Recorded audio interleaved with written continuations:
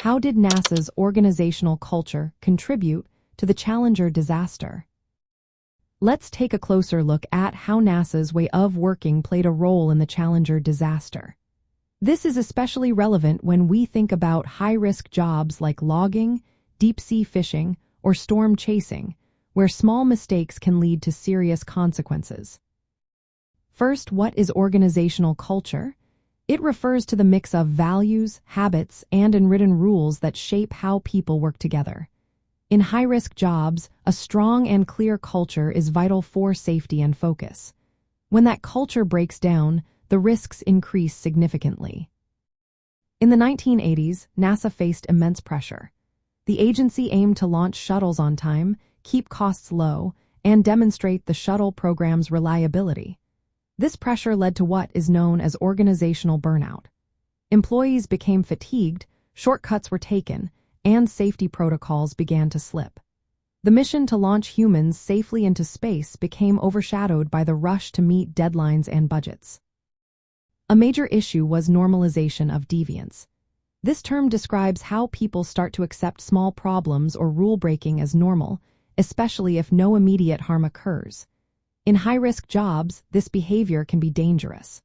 For NASA, engineers had previously noticed issues with the shuttle's O-rings. However, because nothing catastrophic happened right away, these concerns were ignored or minimized. Another significant factor was organizational silence. This occurs when individuals see something wrong but choose not to speak up.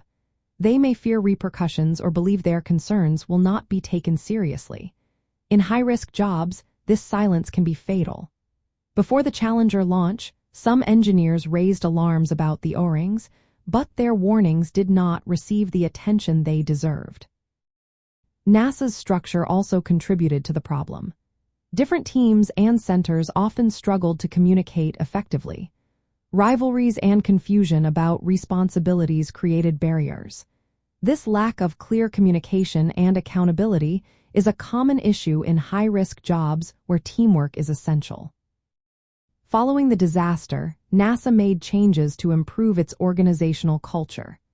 They shifted to a more centralized structure, similar to what was used during the Apollo program, to enhance communication and accountability.